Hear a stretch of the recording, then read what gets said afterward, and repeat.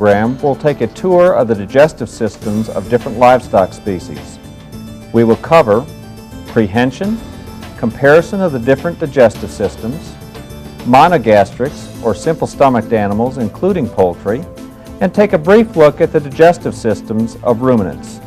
Following each section, a series of review questions will be presented. Answers are provided in the teacher's key. You may stop the program to discuss a topic or to allow more time to answer questions.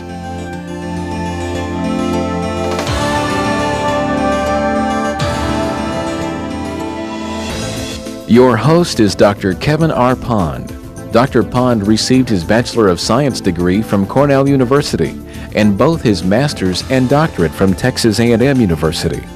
He began his teaching career at Texas A&M and then taught for several years at North Carolina State University. He is now professor and chair for the Department of Animal Science and Food Technology at Texas Tech University. Dr. Pond has been awarded numerous teaching awards and was chosen Outstanding Young Animal Scientist in Education. Besides his teaching duties, Dr. Pond contributes to education through journal articles, reports, manuscripts, and textbook contributions and authorships.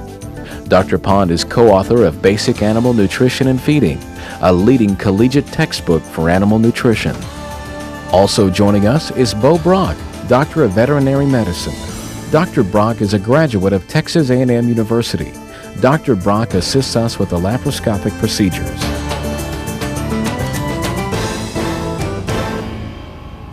The prehension of food is the way the animal will gather the food.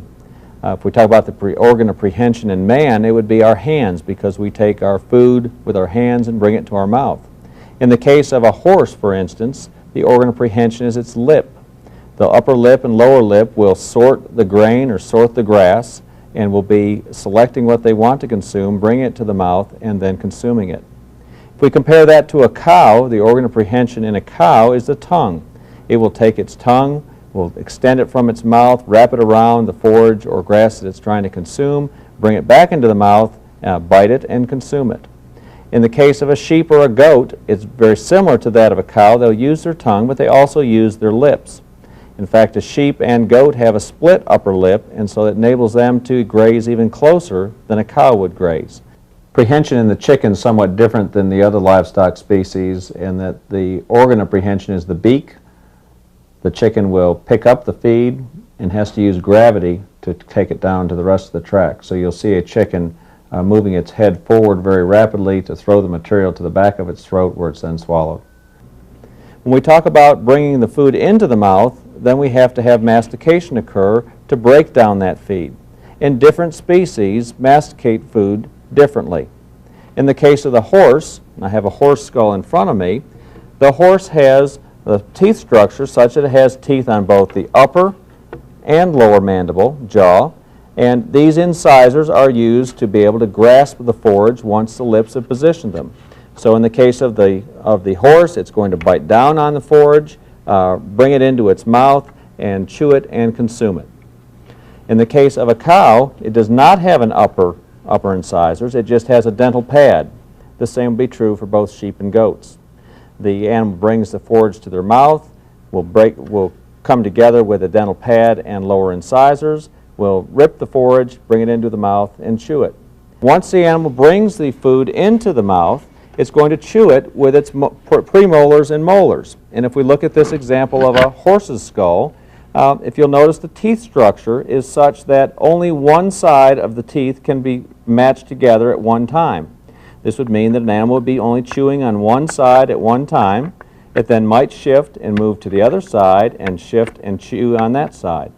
So in the case of a horse, as in with all animals, chewing only occurs at one side. The horse is an example of an animal that has a full set of premolars and molars, the teeth that are located along through here.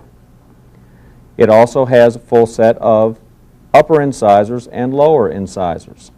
One thing that's slightly different in horses compared to cattle and other animals is that their teeth continue to grow.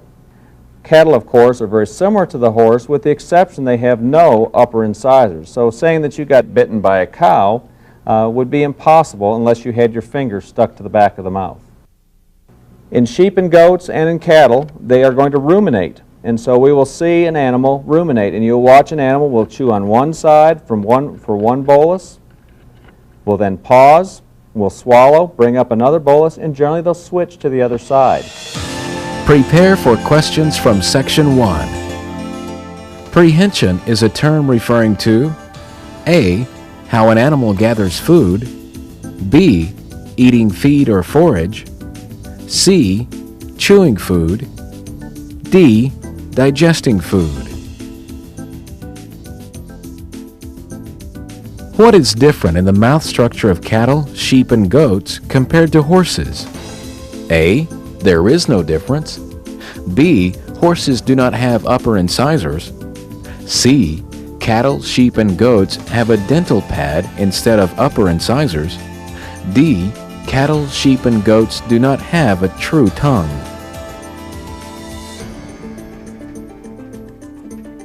What is the horse's organ of prehension? A. Lips, B. Teeth, C. Hoof, D. Tail. What is the chicken's organ of prehension? A. Tongue, B. Beak, C. Crop, D. Claw. What is a human's organ of prehension? A. Mouth, B. Teeth, C. Hand, D. Eye.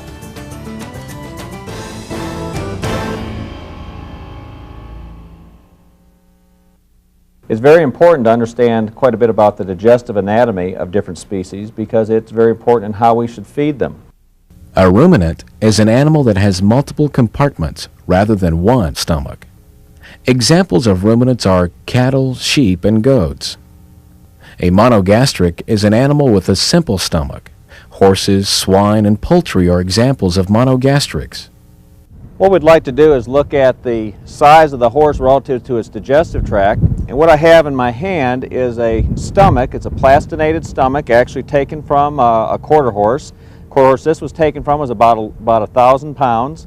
And I'd like just to show the size compared to the whole animal. The horse I'm standing in front of is about a 1,200-pound horse. The stomach would be placed about here, and as you can see, it's very small relative to the size of the body.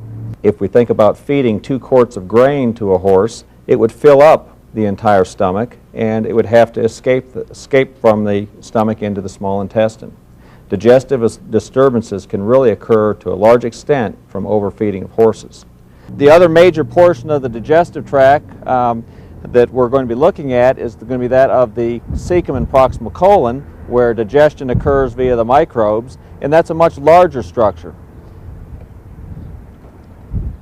Look at the differences in size of the stomach, which would be the first compartment of the digestive tract, compared to one of the last compartments, the cecum and proximal colon. You can see the large size differential. The cecum and proximal colon will be placed in the horse right about like this. Oftentimes you'll see a horse that has colicked. A colicking horse is going to be kicking at its stomach, and what it's actually kicking at would be this structure here, the cecum at the very bottom. You see the large size relative to the stomach that we just showed, and you can see how the horse truly is a herbivore, and that digestion would occur right here in the cecum and proximal colon. This is a fiberglass model of a small ruminant's digestive tract. It's taken from a sheep. Its size and shape would be just larger on a cow. A multi-compartment having 4 compartments. The large part is the rumen that we see here. The esophagus is coming and entering into the rumen and reticulum, the omasum, and the true stomach, the abomasum. Pre-ruminants are young, nursing animals such as calves or lambs. A young ruminant, a lamb or a calf, really we need to consider as a monogastric. This is a tract from a young ruminant, a calf, and you can see all the major structures. The rumen with the esophagus coming into it. The largest portion actually though is the abomasum or true stomach. And if we think about it, a young ruminant is going to be consuming milk. and really does not have much of a use for a rumen to digest things with microbial population. All of the structures here are, you can see in miniature form, the esophagus coming in, the reticulum, the omasum, and the abomasum. In fact, on close inspection, we can see a very good shot of the reticular groove. The reticular groove is important to pre-ruminants because it allows the milk to travel directly from the mouth to the abomasum. Prepare for questions from Section 2. What is colic? A. An enzyme that helps digest food. B. A digestive disorder. C. A medication given to ease abdominal pain. D. An additive included in most animal feed. In horses, most digestive disturbances result from A. Underfeeding, B. Overfeeding grains, C. Too much water, D. Overchewing hay. What type of digestive systems do cattle, sheep, and goats have? A. Single, B. Prehension, C. Monogastric, D. Ruminant. Which of the following animals would have a reticular groove? A. Colt, B. Calf, C. Lamb, D. A and C, E. B and C. What are two important structures of a horse's digestive system? A. Stomach, B. Reticulum, C. Proximal colon, D. A and C, E. B and C.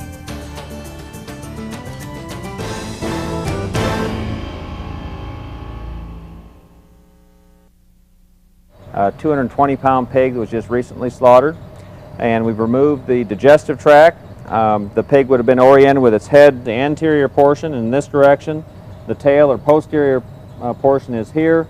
The ventral portion would be down here, and the dorsal toward the top. If we start out where food would enter, it would come into the mouth, into the esophagus, would travel down the esophagus into the stomach, and this organ that's right here is the stomach. It's approximately normal size, might be slightly smaller because these animals have been off feed for 24 hours. The valve to keep content in the stomach is right here, the pylorus. We have the beginning of the small intestine here.